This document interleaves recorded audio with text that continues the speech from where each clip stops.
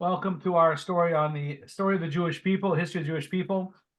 We are taking this part of our story from Chumash and Parshas Vayeshev, and this is the story of Joseph in Potiphar's house. It's a very important lesson. We want to talk about a couple of them in this piece. We're going to go. So we covered the story of the sale of Joseph by his brothers and traveling down into Egypt. When he gets to Egypt, into Mitzrayim, there's a particular, the chief, one of the Egyptian kings, either his chief executioner but somebody important in Pharaoh's court, right? And his name is Potiphar. And Potiphar noticed an exceptionally beautiful young slave that was brought down by the Midyanim and offered for sale. There are Midrashic commentaries that talk about that not only was Potiphar's wife, did she have an eye for Joseph, but so did Potiphar. If you remember that Egypt in its time was one of the most decrepit moral communities in the world in its heyday. And so it wasn't just Potiphar's wife that had eyes on Joseph, right? But he was concerned initially because he couldn't believe you could get such a good deal on a market, on a slave market. And so he spoke with the Midyanim and literally, wanted legal assurance, documentation that this guy was actually sold as a slave. And so once that was provided, then he bought Joseph and brought him in. Now, what's interesting here is that when Potiphar noticed unique things about Joseph from the very beginning, not only was he very handsome, but he was also honest, and that's like not a thing with slaves. It was very unusual to find that quality, and also not just straight honesty, but also concern for the master's property. Breakage happens in business, right? But not under Joseph's, not under his command, right? And this is not just a new thing, but if you remember back to Joseph's father Yaakov, when he worked for Lavan, any sheep that died on his watch, he paid for it, which is beyond what's absolutely required, but it was the standard they held. The standard they held is they were not only responsible for their property, but for the property they were in charge of someone else's. They took it very seriously. And so Potiphar was very, very impressed. And he also found that in other areas of morality, Joseph was really, very careful as well. And so miraculous things started happening. It seemed to be, you heard the story about the Midas touch, right? Well, that may be a mythical thing, but here's where it starts from, right? Everything Joseph did, it went well. If he bought stocks, they went up. The animals that were in his care, they stayed healthy. They reproduced. It was just, anything he touched. And so slowly but surely, Potiphar made Joseph in charge of every department, whether it was the agricultural or the animal things or the clothing part of things, whatever it was. It just went well in Joseph's hands. So he started off in the field work, then inside the house, and then on the accounting. And it literally got to the point where Potiphar handed over the keys to everything to Joseph. Now, it says in Chumash, except his bread, which is a euphemism for his wife.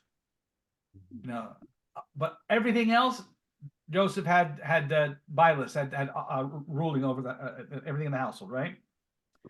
So this handsome young slave had attracted everybody's attention, and Potiphar's wife particularly, Zuleika. It's an interesting name, and people haven't. We don't hear that name very often, and probably good reason, right? But Zuleika was very interested in him, and he was ignoring her completely, which obviously makes her more interested. And she spoke with her astrologers about this young man, and she was told that they would share lineage. They would share lineage. Well, that was all the prompting she needed. And so now it was her aim to make that happen, make that a reality, right? So no matter what, no matter what happened, he avoided her. He avoided her at any opportunity, right? And she kept at it. One day was a national holiday when everyone went down to celebrate the idol of the Nile River. The Nile was the idol of Egypt because it provided all the agriculture. There's no rain in Egypt, and it all comes from the Nile, and they have canals that run out from the Nile, and that's what fed all of the agriculture of Egypt, right? So on that day, when everyone was going out to celebrate the Nile, she feigned illness. So she would be the only one home alone with Joseph. And of course, Joseph wouldn't go because he doesn't participate in that idolatry, right?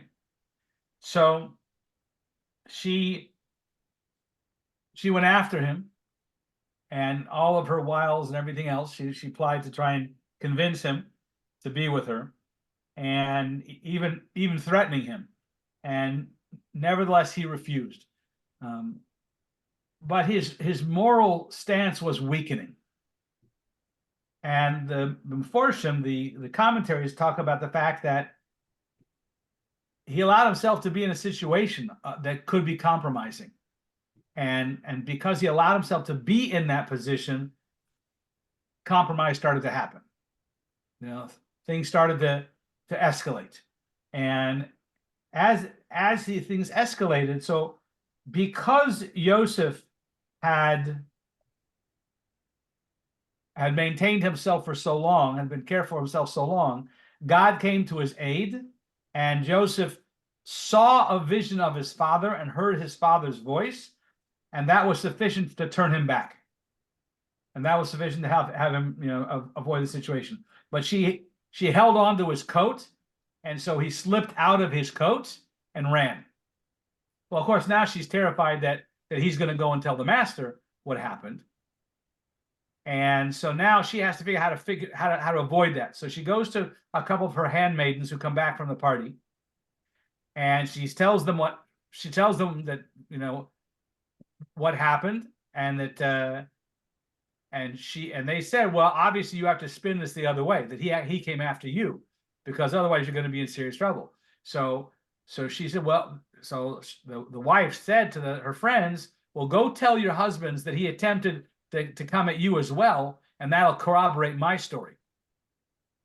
And so now you have a number of women who are saying, that this has happened to me, and now, of course, he's fully to blame. And Potiphar is irate. He flew into a rage, and he was ready to have Joseph killed. Now, of course, his wife said, no, don't kill him. That'd be a pity. That's a pretty face, right? But Potiphar wouldn't have it. It's a danger in the house, and etc. Well, Potiphar and his wife had adopted a young girl named Osnas. They adopted when she was a baby. They adopted a baby whom they named Osnas. And Osnas had been witness to all of this. And she testified to her father of what the real truth was. And so now he's in a predicament. He knows that Joseph is righteous. He thought Joseph was righteous, and he knew he didn't trust his wife, but now he has a confirmation of this from their daughter. And so at this point, he has to do something, but he's not going to kill him. So he tells Joseph, I understand you're innocent, but what will the National Enquirer say? And all the gossip that'll go out, and I can't have that. So therefore, Joseph was thrown in jail as if he had been guilty. Nevertheless, Potiphar kept him on retainer, so that daily there was a certain amount that he had to come out of jail, perform those duties for Potiphar's financial well-being, and then go back to jail. But as you can figure, it's the talk of the town, right?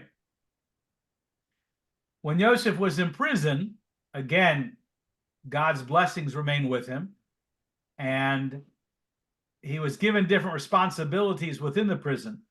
And the prison warden saw that everything he did worked out well. So he was put in charge of scheduling and meal planning and all the different things that go on in prison. He became, second to the warden, except for warden responsibilities. He was second to the warden to make sure everything else was going well.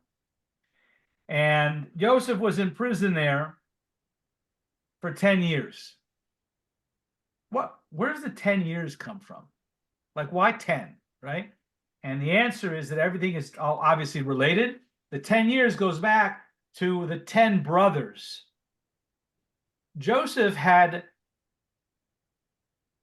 spoken to his father about the brothers' conduct and hopes to improve their conduct. But at the end of the day, it's still Lashon Hara. It's still spreading bad information about his brothers to someone. It happened to be their father. But therefore, it's still, in a sense, it all comes back to him, because he's the one who caused the trouble to begin with by spreading these stories and raising the ire of his brothers and everything else. So therefore, he spent 10 years in prison, 1 year for each of the 10 brothers who were otherwise righteous men, whom he had, spoken ill about. And so he spent 10 years in the prison. Now, about that time, coming up at the end of the 10 years, it was shortly before Pharaoh's birthday, and there were 2 newbies in prison. One was Pharaoh's butler, and one was Pharaoh's baker. The butler was in prison because he served a cup of wine to Pharaoh with a fly in it. And that's a capital offense. And the baker was there because he had served rolls to the king that had a stone in it. Nearly cracked his molar out, And so that, again, is terribly offensive to the king, to Pharaoh. So they were both in prison. While they were in prison, they each had dreams. Now, it was interesting. Each person would have 2 dreams. He would dream something about himself, and then he would dream something about the other guy, the butcher and the baker, the butler and the baker. And they didn't understand the dreams. So they were looking forlorn. When Joseph came upon these new, I won't call them new recruits, but these new inmates, right? So he saw that they had been from the palace. They were special people. But they were forlorn, so we went to seek their welfare, to talk to them and see what's going on and see what he could do to improve things for them. Because he cared about people, even people that were in prison, he cared about them. So they each shared their dreams with Joseph. And Joseph said that God will give me the understanding of the dreams to share with you.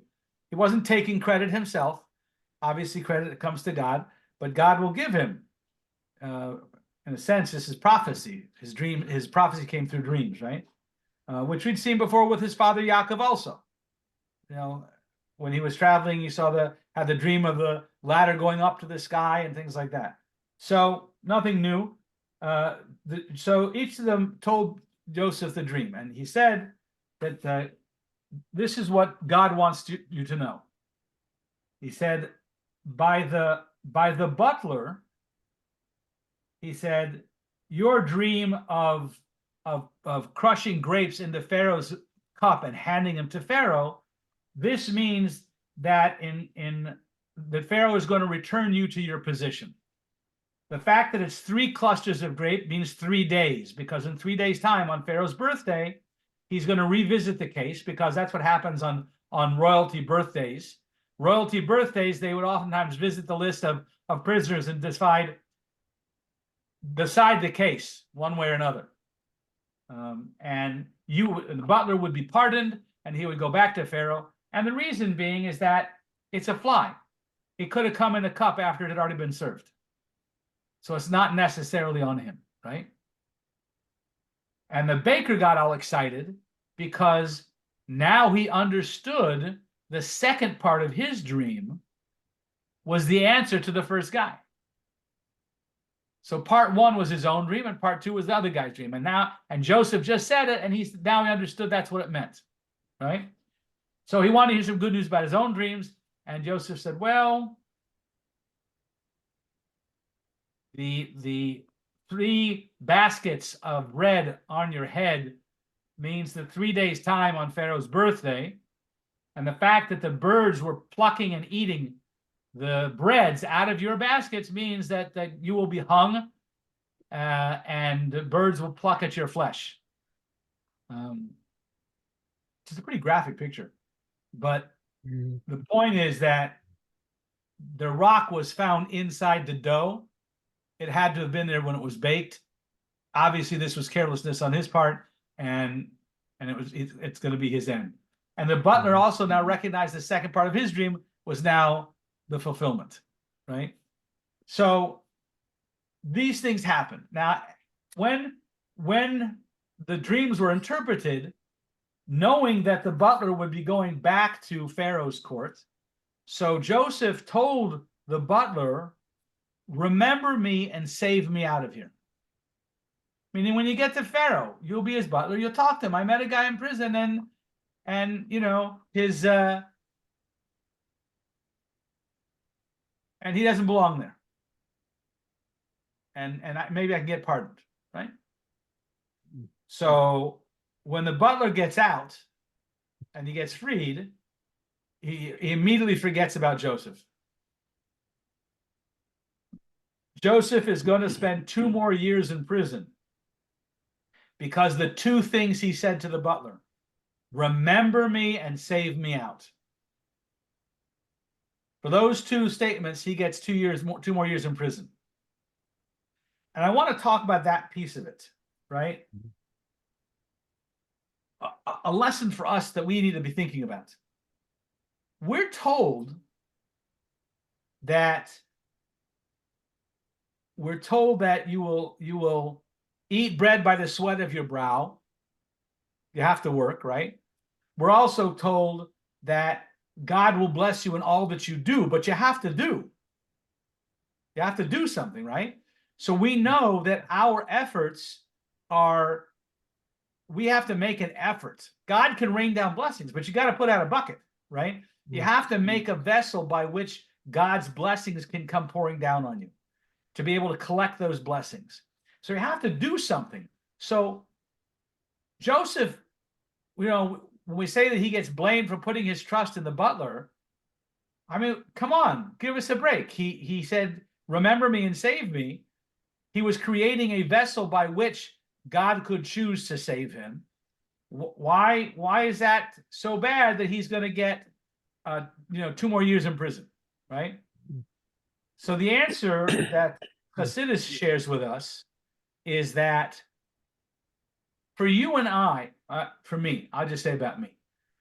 For me, to have faith in God and create that channel by which God could bring down the blessings, that would still be considered having faith in God. And I would be making a vessel, right? But Joseph was on a tzaddik, a righteous person, on such a level that his trust, the expectation of his trust was that he would just have trust in God and God figured it out. For him, at his level, at his spiritual level, to create a vessel for which God could then bless him, that's already a step down in his faith. Now we think about it. All along the way, while all these things were happening, the dreams when he was a kid about the sheaves of corn and the stars in the heaven, and all the things his faith in God was absolute. He didn't cry, he cried for his brothers to save him and not sell him. But other than that, everything that happened along the way, he took as part of divine providence, part of God's will, and he maintained simcha, joy, throughout the whole ordeal.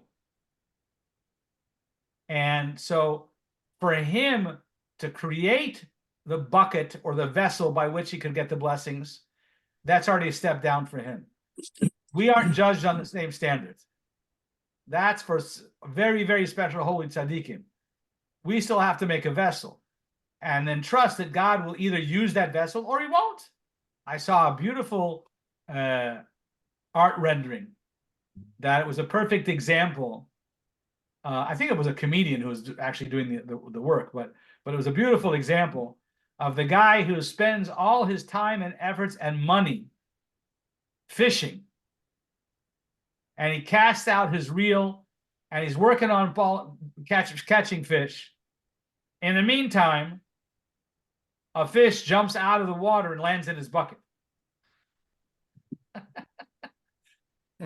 We do have to go fishing, but don't trust that that's where the blessings are going to come. We have to do our responsibility of creating the vessel. We have to do that. God will bless us in all that we do. We have to create the channel, but don't get caught up in that's the way God's going to bring his blessings, because God can do anything any way he wants, right? So, I love that picture. The guy's out there working hard at fishing, but the fish just jump in his bucket, because that's how God wanted to happen for him. I have a question. Go for it. The question is, do we need to keep in mind that we need to create the vessel, or should we be more like Gamzu? So I'll speak for myself at my level. I have to be conscious of putting in the effort and doing the work and creating the vessels,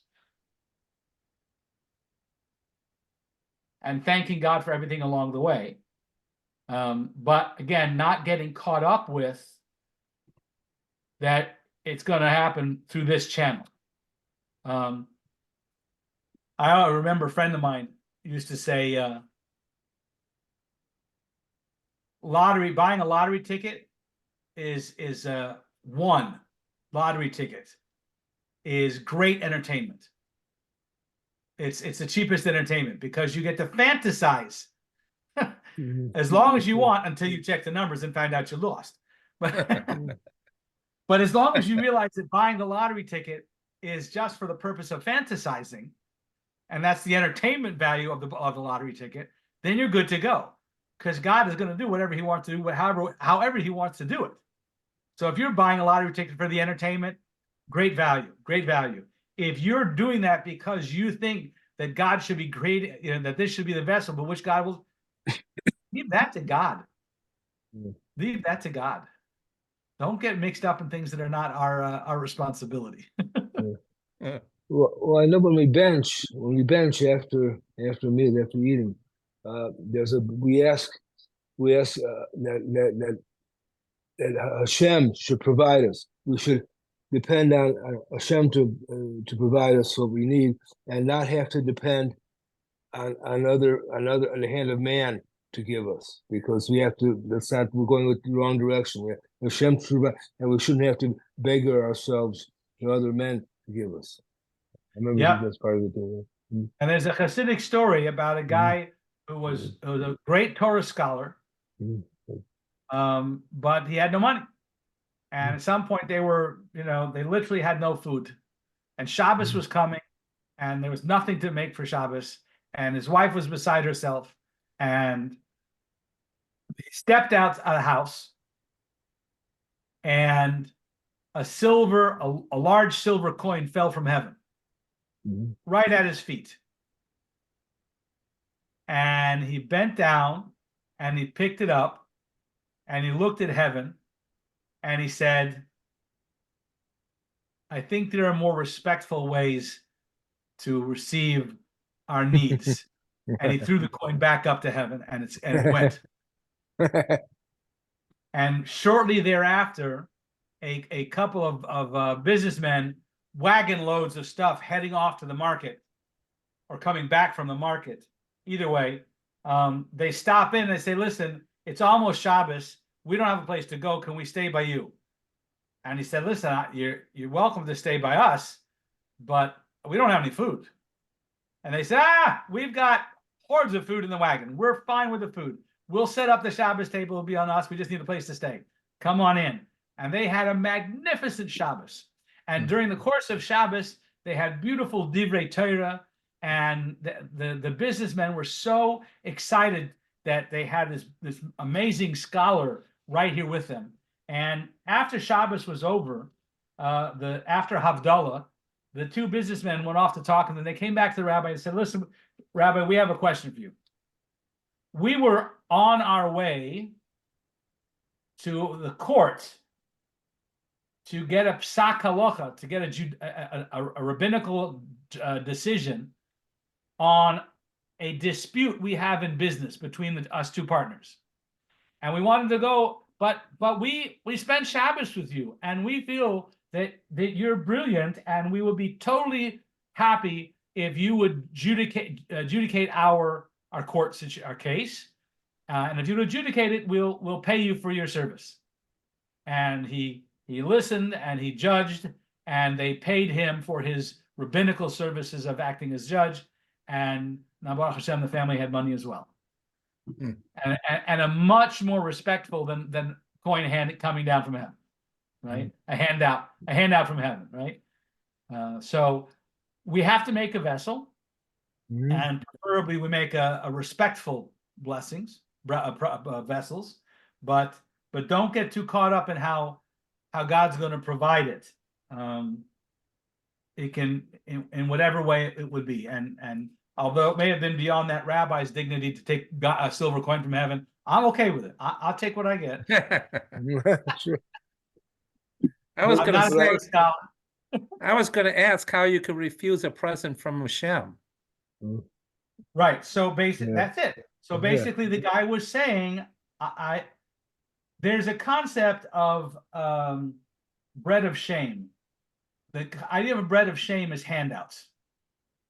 You know, when someone just hands you something, right? And so usually we think about that in the sense of a beggar who has no other way of earning millions, and he has to, and then he gets hands out, right? Yeah. So the Torah scholar was basically saying that this is like, a handout from God, the silver coin. I want to earn it. I want to do something that I did that merits this response. Yeah.